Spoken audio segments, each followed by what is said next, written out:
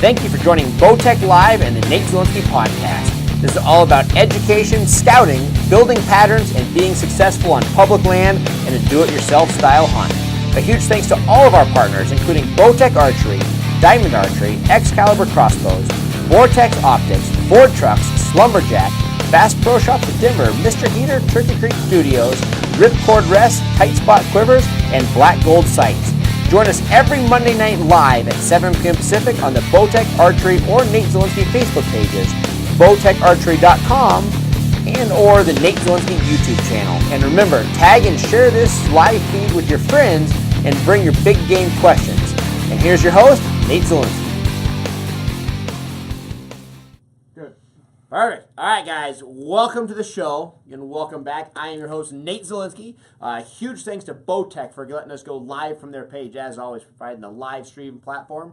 You might also be watching from the Diamond Facebook page, as well as Nate Zielinski, Bass Pro Shops of Denver. Huge thanks for them for going live with us, as well as Tightline Outdoors. So again, no matter where you're watching from, hopefully you're going to find extremely educational information tonight. I'll tell you what, I've been waiting a long time for tonight's show. It's one of those things that once we do our scouting, once we become successful, this is the absolute next step. And for a lot of people nowadays, what we're going to talk about tonight is the entire reason for hunting. Beyond the entertainment value, beyond the traditions of hunting, it's all about that organic meat. So that's what we're all going to talk about tonight. Real quick before we get into tonight's show, I've been talking about scouting. Obviously, I've been trying to start each show with where I personally have been with my scouting. I've been putting a lot of focus on bighorn sheep that I'm going on those couple of hunts here, actually starting next week with a couple of friends of mine, as well as putting a lot of emphasis on pronghorn as that season starts here in just a couple of weeks in the middle of August. The sheep thing's going very well. These animals have been working about a 2 to 3 mile grid, but the animals are staying true to patterns,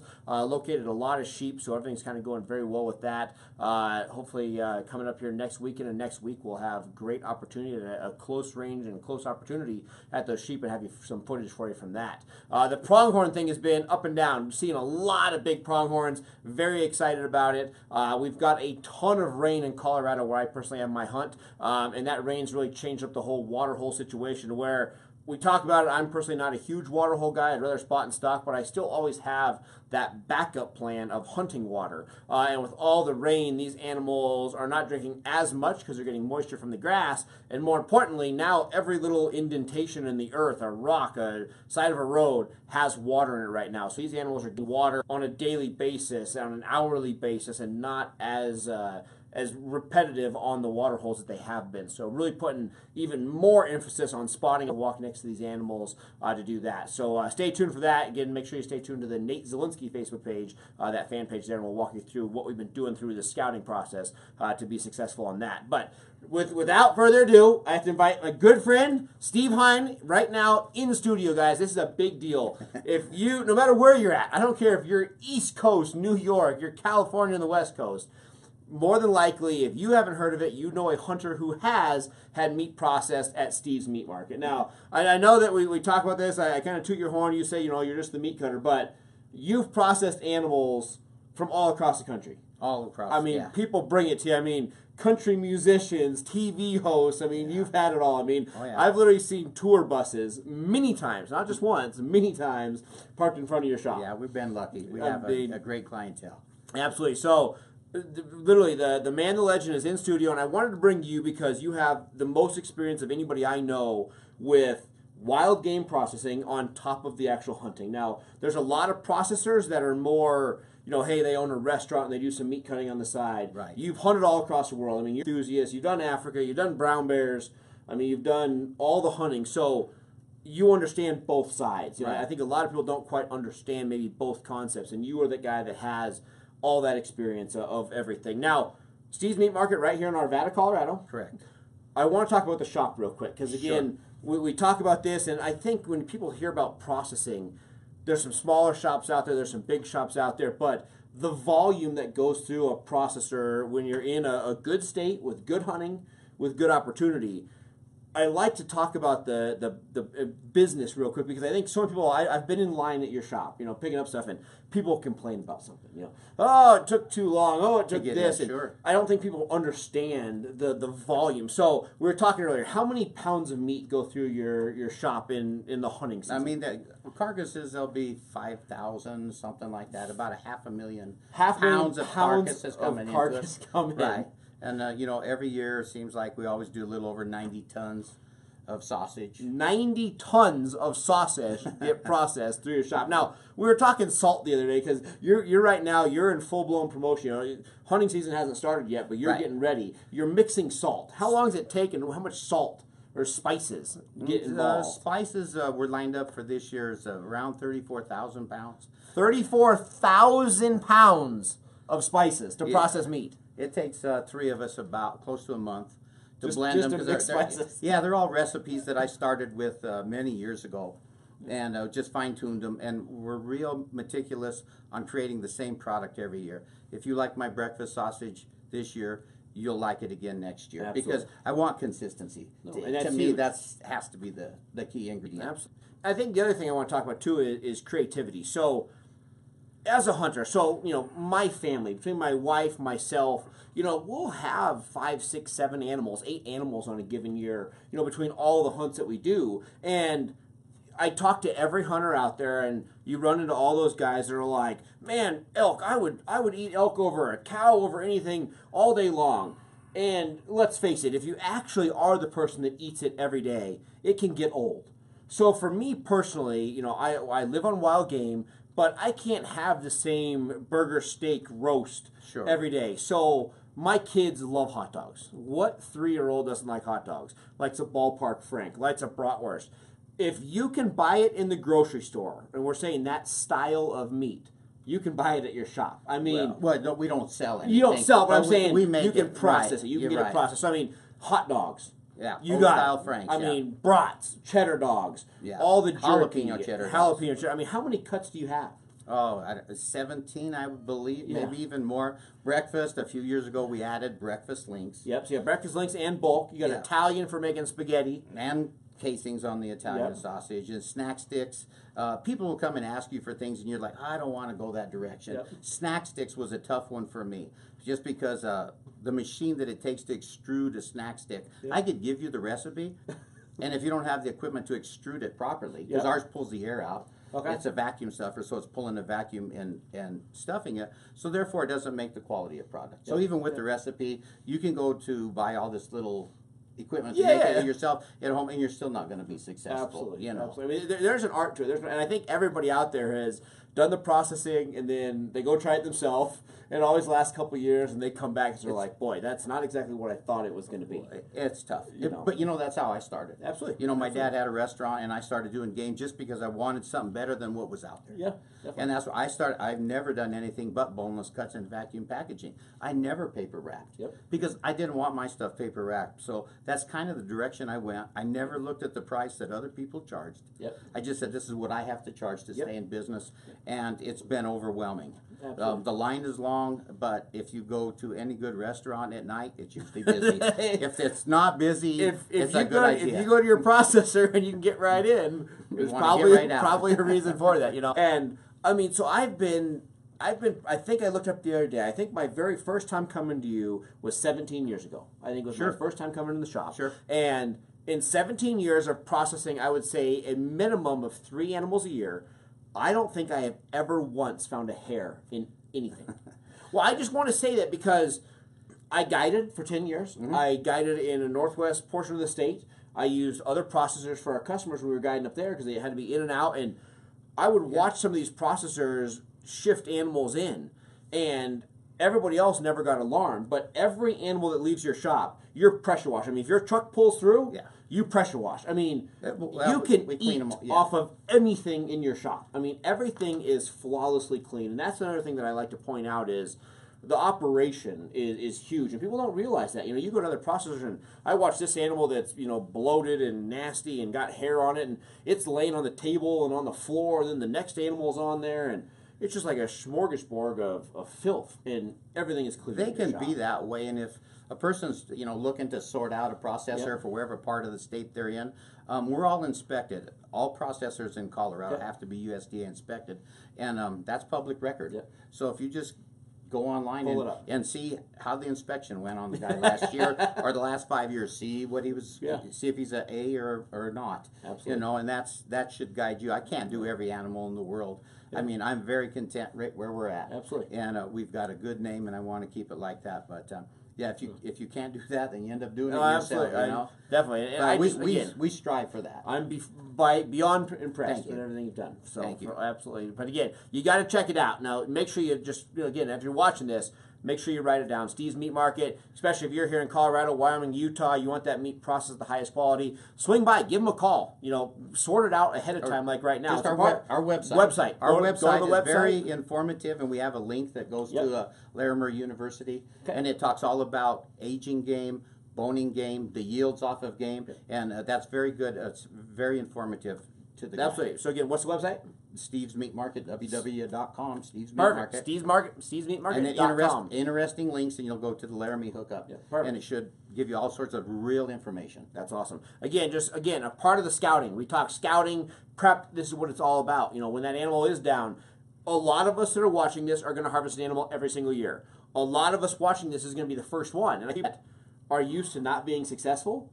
When all of a sudden it happens, a lot of them are like, "Whoa, exactly! I didn't plan on this. I didn't quite plan on this." So talk to your meat processors like we talk to our taxidermists ahead of time. Talk to the processor, know how he wants it. Now we're going to walk you through all that tonight. So now, Steve, the moral of the story, we talked about the shop. Now it's time to get down and dirty. So we've been talking prep, like we just talked about. I want to walk everything from slipping that arrow through the animal or putting a bullet through it to where I'm eating it on my table. This is the time when good meat can become better, or poor meat can still be great. But there's a lot of times where good meat goes bad in the preparation that hunters take. And the lack of preparation. The lack of preparation, absolutely. So right now we're talking, it's just going into August. August is tomorrow. Sheep hunts start on the 5th. Pronghorn start on the 15th. And deer is starting, in the next couple weeks. Depending on where you're at, there's some elk hunts that start next week.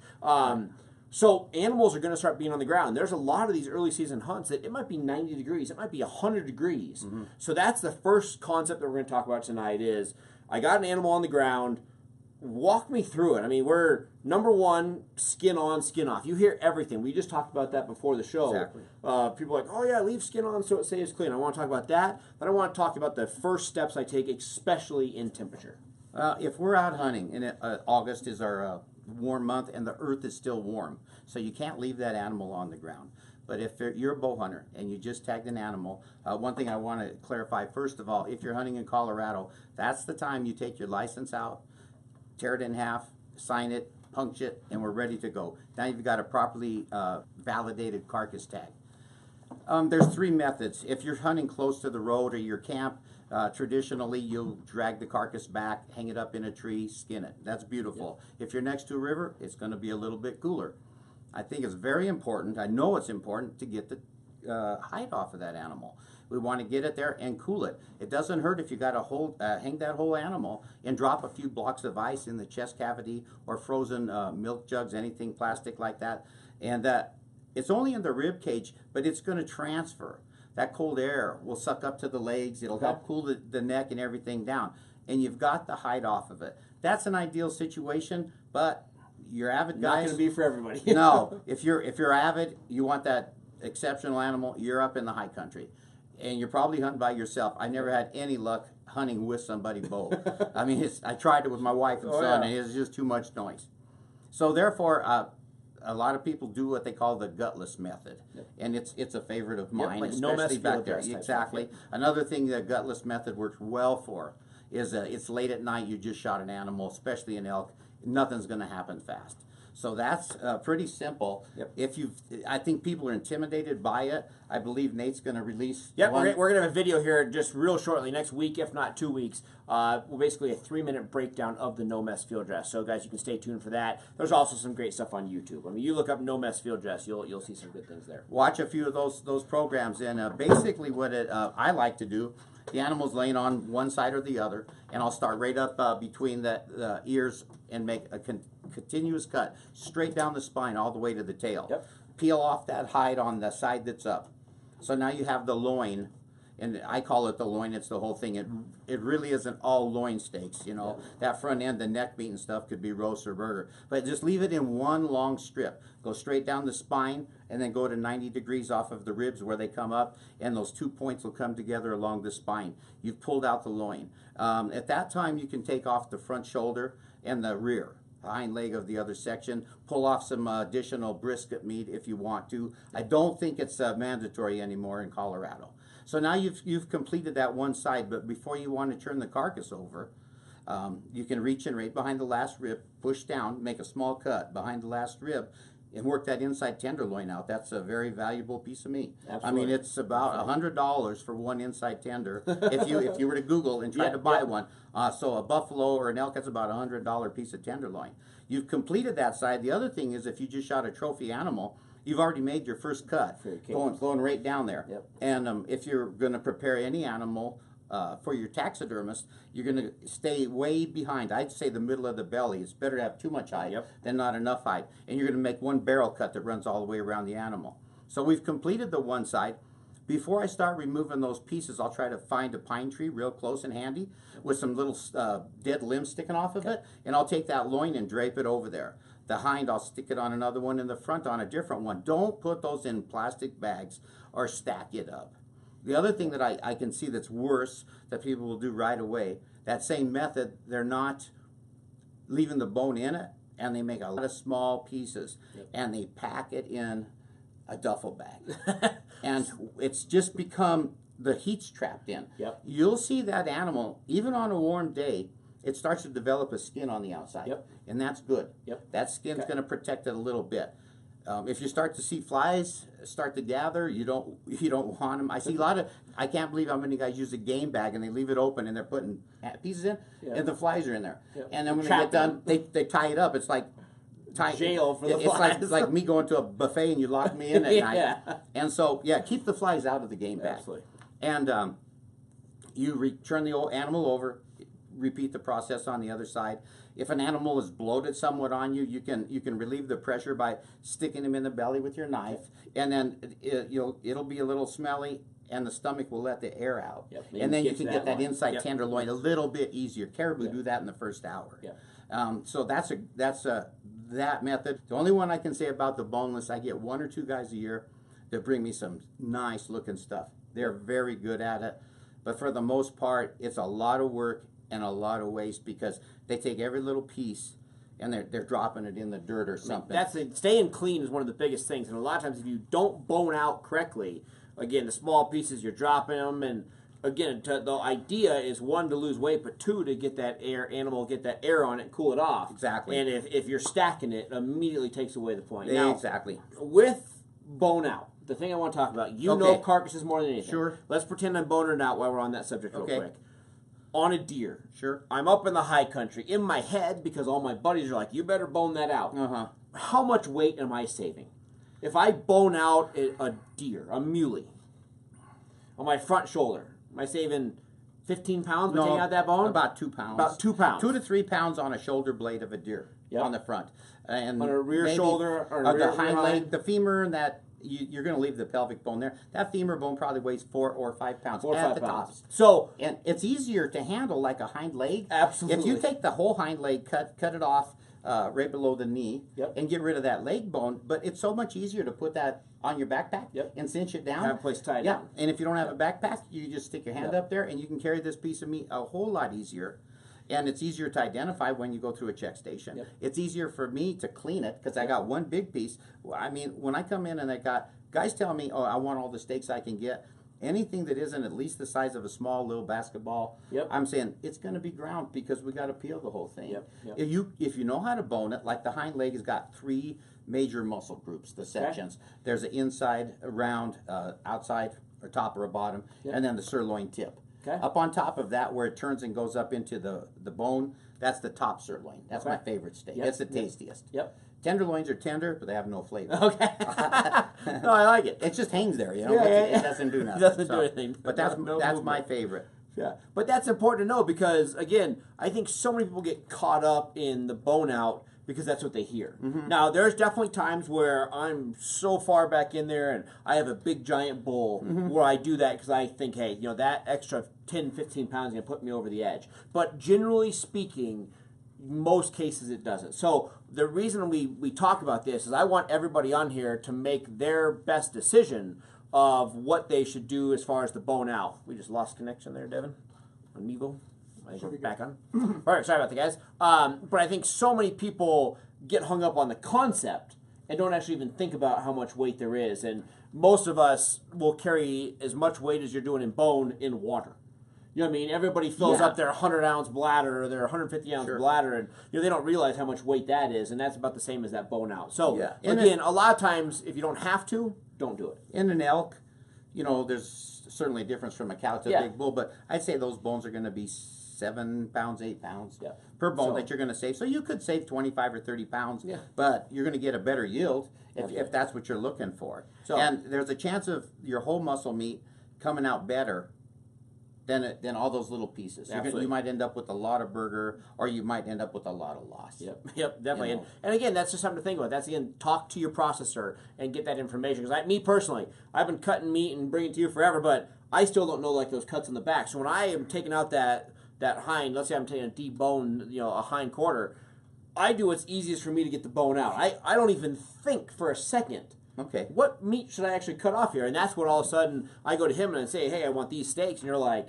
Nate, you cut right through them. Well, and some people it's because I don't know. So again, the moral of the story is make sure you understand the concept. So if you are going to bone out, make sure you know how to do it. Make sure you know how to break down the hindquarter. If not, get it all in the processor, and you're going to get the premium cut of what you like. And I would assume you could go online, and there's 3 muscle groups in the hind, and it's just following the seam. And I'm sure that there's probably a lot of videos out there that how to debone a hind leg on a deer or an elk, and the muscle groups are the same on all species, so they could follow that. Perfect, absolutely. Now, while we're talking this, so we talked about the 3 methods. Basically, you close the road, take it all out, and then when you take out the animal whole or in quarters or deboned, you talked about blocks of ice and milk jugs. But I want to talk about the concept of too much water on these animals. You have a hog in Texas, whatever. I see so many guys that have their animals, whether they're in a game bag or loose in a cooler, and they go into 7-Eleven, they come out with 3 20-pound bags, and they just start dumping. It's better than nothing. However, a hot animal turns ice cubes into water. And water carries bacteria. Especially if you have you shot with a gun or a bow, and you carry that stomach or the paunch up into the shoulder, and now that's all sitting in the water, and then the water's going to contaminate the whole shooting match.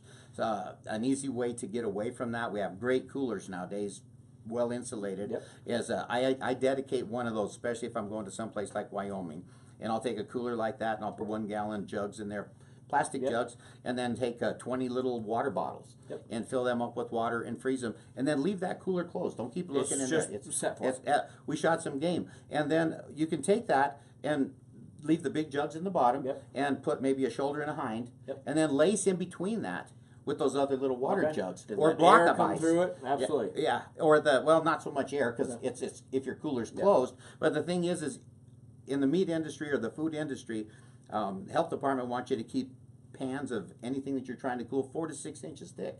So when you take hind front neck meat, you might have a 20-inch solid block of hot stuff. It's not going to cool. It wouldn't cool in a commercial cooler, much less that thing that doesn't have any circulation. So if you can lay something in between there, a layered look. Now, if you only got ice cubes and you're coming down from the hills to me, or you're going to your house to cut it up, make sure you drain. Keep your petcock open on the bottom so that the water's getting out of there. Just something to make sure they're not sitting in water. Yeah. As the ice melts, it gets out of there, and it's not contaminating everything. And another thing, guys, I tell my boners, you say, why does it look nice and it's clean? I'll tell my boners, what do you want us to do here? I goes, just pretend the animal that you're on is yours. And then the next one, it's yours. And that's the way you should treat it. If it's got a wound, bloodshot, anything like that, it's going to get thrown away. Why bring it to me? If the shoulder's bad and you want to take the whole carcass home, cut a big chunk out of there. Anything that you think is funny if looking, you don't want to eat it, don't bring it to me. Hair, blood clot, just like, we charge by the pound, so get rid of that. That stuff. It's good for nothing, and it can create a headache. If you have an animal and you leave that attached to it, that sourness can transfer to the rest of the animal. So if you got one shoulder, one hind, you don't know what to do, at least disconnect it. Separate it. So, exactly. So you don't have nothing going bad to the rest of it. Definitely, that's great information. And again, I think I talk to people that think you're the miracle worker. I see it all the time where shoulders shot up. They're like, "Well, it still weighs 5 pounds." I'm like, man, you can't put it back together. Like it's got bone in it, it's bloodshot, and again, you want that quality meat. So if you don't think you're going to eat it, more than likely you're not going to process it. Just No, at exactly. least that portion. Exactly. Might as well take it off, throw it away, get rid of it. Absolutely. Now I want to talk a little bit more things about rotten meat. So I learned this a couple years ago. So I was up guiding Steamboat. We had a late night. We put a lot of bulls down in our first rifle. It was warm, 80 degrees, and we had chest freezers just stacked up. And every time we put an elk in a chest freezer, we would literally take a chest freezer and put a shoulder in this corner, a shoulder in this corner. And I had a brand new guy that was there, and he just put the whole mess in there. So he literally stacked like quarter on quarter on quarter, closed the door, and in his defense, he's like, it's a deep freeze. This thing freezes meat in a heartbeat. Put it all in there. Next morning, everything's pretty much getting hard. But as they thawed it out to take it home and take it to the processor, everything in the center was frozen. Was green, nasty. It was bloated. It was stinky. It couldn't and cool. It rotted out because it couldn't cooler. So again, people think that once they get to the cooler, once they get to a deep freeze, once they get to wherever, they think that as long as it's in there, it's safe. When in reality, that layering, making sure that the general rule, don't let it touch. I mean, I know we ideally want 4 inches, but as long as that meat is separated to where cool air, venting, whatever, can get all the way around the meat, that's the way to think about it. But again, I see it every day where people just stack stuff together. Sure. And it's not going to cool. If a guy's hunting by himself now, archery season's coming up, you just shot a bull in the high country, a lot of people, I got to get my friend. I want pictures, blah, blah, blah. The thing is, especially if you shot it in the evening, you got to get that. That's when you're going to go down with the gutless method. Yep. You should have quality game bags with you. I don't get the super porous bags because when you stretch it and put it on the meat, a fly can attach himself to the outside. The red meat's sticking through. The bag, they're cheap. The cheap you pay, cheap you get. That works everything in the world. When you see a real tight woven one that you can't see through, that's a great game. So that's the goal. You don't want to see through it. Exactly. And you take those up with you, have a few of those in there, and you want to separate that hind quarter, get it in a tree. Then you can go back to camp, find your buddy, come get it the next day. If you're going to hang it or camp, or you're going to hang it up 2,000 feet higher than when you're hunting, leave it there overnight. It'll be fine. Maybe a bear's going to get it, which we see more of these days. But at least it's going to get cool. If you leave it lay on the ground, I can guarantee you 9 out of 10 times any animal that lays on the ground overnight is going to be bad. And I have people every single year that bring me bad animals because they shot it late at night. They're tired, in the morning, whatever. We'll get him tomorrow. You see it on TV all the time. That we'll get him in the morning. When you go back, 9 out of 10 times that animal's rotten. You want to know if it's rotten? Separate him. In the hind, there's 2 sockets, one on each side. You cut into that socket, it's going to be discolored right there. That's where the bone sour starts. If it smells, there's nothing I can do. I can cut an animal that's dry or aged or has been molded on the outside because he was aged someplace for 20 days. I don't do it. I can cut that, but when an animal sours from the bone, he's souring from the inside out. It could take 24 hours, and an animal is gone. Would take 30 days to do in a cooler.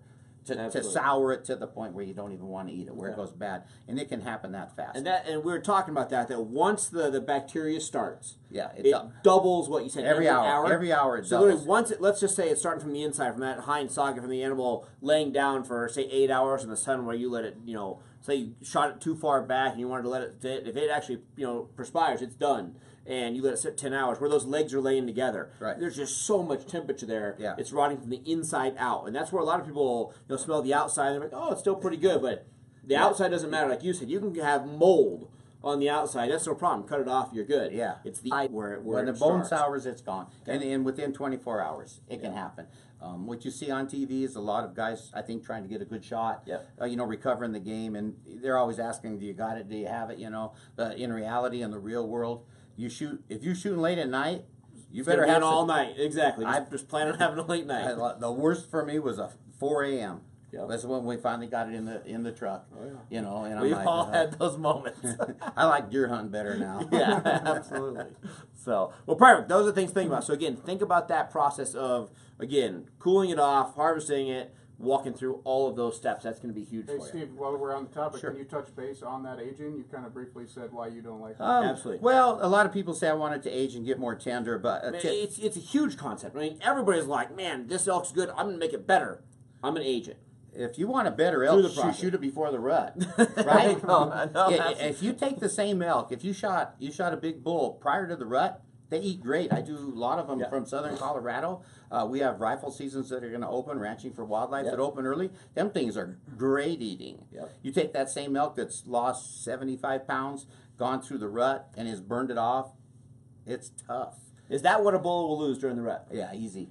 No Look at kidding. there. Come on, there. That's a fact right there that you never hear. Yeah. A big bull is 75 pounds, right? And that's usually valuable fat and moisture content that they need. Yeah, I mean, it's this. If you take a beef Yep.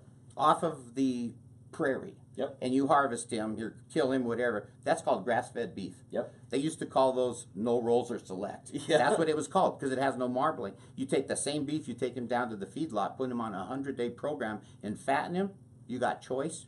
If you're going to really do it well, you got prime. Okay. And that's going to melt in your mouth, or that other one's going to eat just like an elk. Yep, And people yep, that buy absolutely. grass-fed beef, you better learn to hunt. Absolutely. You can go shoot. I don't know if it's going to be any cheaper in the long run. No, but no, definitely. You'll enjoy yourself. So beef has marbling in it.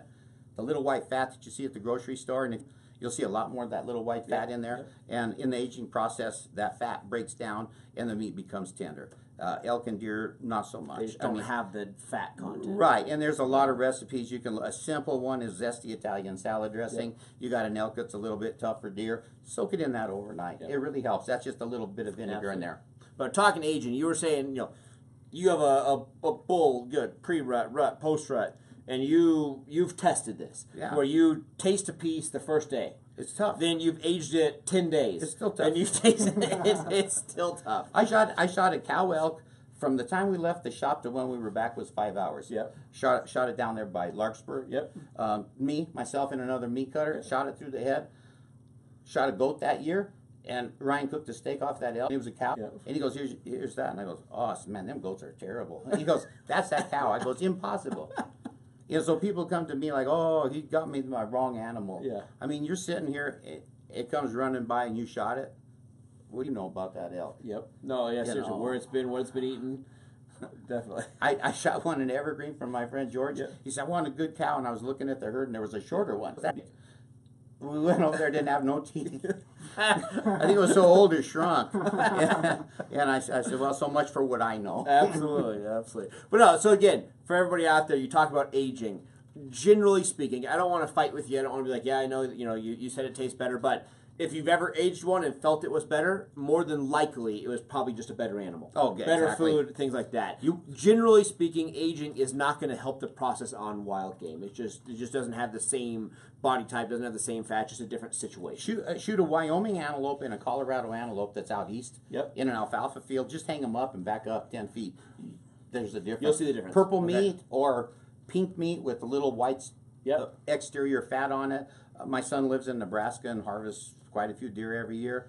They eat so well. They're on grain basically. Same as like a cow. More. I've never seen a cow be on grain for That's a true. year That's true. or 2.5 years Yeah, when you yeah. finally shoot him. Yeah. So I mean, the deer that come out of there, I get a lot of deer out of Texas, Yep. and they put out corn. And I mean, when those guys open those coolers up, if they've really been cornering them, I mean, they open the coolers, smell sweet. No kidding. Yeah, Okay. exactly. It is what it eats. Absolutely. And that's what makes good beef prime and poor beef just grass-fed beef because it's And just it's ranging. Yep. That's it. And the same thing with wildlife. So again, keep that in mind. I promise you, it's going to make a big difference. We're going to take a couple questions here in just a second. I want to get to a last couple questions.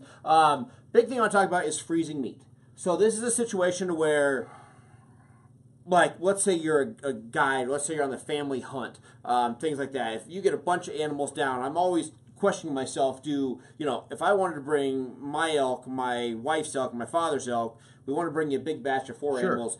Is it a good idea to freeze, refreeze, thaw? Walk me through the process of freezing meat, not freezing meat. Yeah, that's kind of a fallacy. People say, Yep. and eat it again. Turkeys, Thanksgiving, everybody, I got to buy a fresh turkey. Like, you think they killed that turkey 2 days before and got it to market, I mean, turkeys are slaughtered year-round, Yep. as they're grown, and then they put them in bags, freeze freeze 'em? bags, and they freeze them. And then they thaw it out, and then you got that type Yep. turkey. People bring me meat all the time that they bone it out themselves. As soon as we open, which will be just right at the end of August, early September, there's people that didn't eat last year's meat. Yep. They bring that to me, and then we start all over again. So that meat's been frozen and thawed and frozen and thawed. What happens in a steak is if you freeze a steak and you thaw it, and say it's in paper like we used to Yep. see, and it's on a plate in the refrigerator, and the myosin, the blood comes out a little bit. So now you're going to freeze that steak again. Yep. It's going to refracture it again, and it's losing that juice, which is the great flavor. The flavor. Mhm. Okay. And then again, another thing, we always do vacuum. I don't know, some people might still paper wrap, and the longevity of something that's paper wrapped, it's going to freezer burn because the air can get in Okay. where the paper doesn't touch the meat and Yep. fold up tight. If you want to paper wrap yourself, I'd suggest at home that you would wrap it in saran first. Okay. And that's going to be as tight as you can be. Yep. And then you could paper wrap it to identify it. Okay. And then we do vacuum, and I've tested it where I've left stuff 2, 3, 4, 5 years in the vacuum. Yep. Just saying, I wonder what it's like. Yeah. And you thaw it, and it's great. Okay. As long as there is a chance though in your freezer when you're tossing this stuff You can around, nick it. every now and then you might get a pinhole, and Yep. you'll know it because you'll get frost inside the package. You want to eat that one next. Yep. Get it right away. Awesome. All right. We're going to throw in a couple questions here. I know we got a lot of people itching to ask some questions. So, Devin, pitch us a question here. All right, first one. Do you recommend cutting down the quarter to create a slit in the quarter to vent it? Cool it off. One on that is buffaloes. You know, on a bison, Yep. and a lot of people. I mean, the hump on a bison, that bone where the Yep. hump's at, is about 14 inches. That Okay. bone, Okay. and so if you can take your knife in there and slide it down there, and it'll open that up, makes the world of difference on a buffalo. But anything like that, again, if you want to make like on the hind, if you were going to hang that hind leg up in the tree Of an and- elk? yes, Yep. exactly, Okay. elk or deer, whatever, and before you put it in the game bag, there's those muscle groups that I talked about. You can put your thumb in there and run it and follow it, and if you open those up a little bit while you're working on the rest of the animal, it's gonna cool. It's still vent cavities. You can't go wrong. Absolutely. Can't So, go wrong. venting's not going to hurt. Try to put them in the right place to hopefully help yourself out in the right stakes, and it'll go a long way. So, yes, venting, good idea. What about sage-fed animals up in the high country? Is that going to affect? You hear it all the time. It is no, but Absolutely. it's a truth. I mean, a mule deer buck, when he ruts, they get strong, and I mean that deer's eating the sage because that's what's in front of him. Yep. I've never seen soybeans in Kremling. You know, and vice versa out there. Yep. He's got soybeans, wheat. I mean, my son's, I need to put a food plot. That's the whole thing's a food plot. Yeah, exactly. The only thing, Just like anything, what they eat is going to affect. It's going to be the it. taste. Okay. There's not much you can do for it, is there? had a guy brought me a beef once, and he says, this thing tastes like onions. The farmer was feeding it onions. Can you make jerky? I said, sure. We made him all jerky. He said, how is it? I goes, that tastes like onion jerky. It's it is what they eat. You know, there's no doubt. Absolutely. And I just want to say, you want that different quality, hunting a different unit is going to help you out. And that's huge. And the biggest thing you hear is with pronghorn. You know, you talk to people that say, I love pronghorn. You have people, I hate pronghorn. And more than likely, they're probably different animals. If the guy who hates it tasted the one that's eating grass, probably like eating grain. You know what I mean? It's, Yeah, a lot of it is going to be somewhat what they're eating. quick on that is times have changed. I'm born and raised in Colorado. I'm 64 right now. When my father used to hunt, it was a cold come home and hang them in the garage. Yep. I don't like last year. Yeah, it No wasn't. chance. It wasn't going to happen. And I think the problem with antelope is people don't. They want to treat them like they might a deer in November, Yep. where they got them and throw them aside. Antelope is fantastic if you ask me. It's the finest texture. It's similar to African animals. Yep. But the thing about antelope, if you're hunting, it's 80, 90 degrees.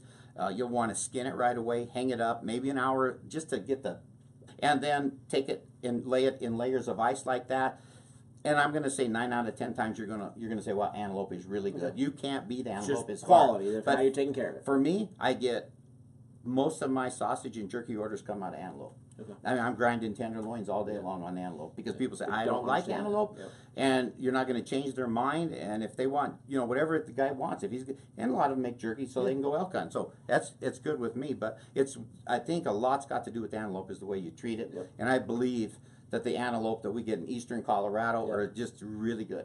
Because they're eating something. Good. No, it's good to know. We got one more here. Sure. What's the proper way to use citric acid when preserving meat in the field? There's a spray that you can put on that's supposed to help seal it, and I've never experimented with it. Okay.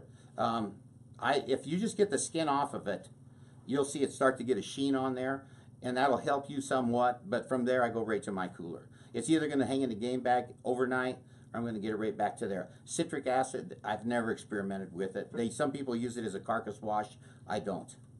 Okay. Vinegar, some people use vinegar to help kill bacteria on the outside of an animal, which does work, but it still has a residue or a smell to it.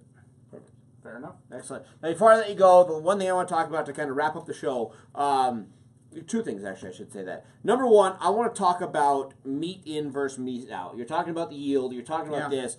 It's one of those things that I love to talk about because I hear so many people that, I might have a first-time hunter and I send them to you. Sure. And it's the fringe request, and they're like, man, I picked up my animal, and I think that Steve screwed me. I'm like, well, what'd you get? I just got jerky. I got all this jerky, and they're like, man, I brought in this whole deer, and I only picked up this many bags. I don't think people understand, the process. So I want you just a quick general idea of, what it takes to make burger, what it takes to make a sausage or a stick or jerky. Well, in and out. And start at the beginning on that. A lot of processors just charge by the animal. Yep. They'll say a deer's $100, and I'm like, well, you got big deer, you got little deer, and the reason they get away with that is if they just charge you by the animal weight like that, they don't have to have a certified scale.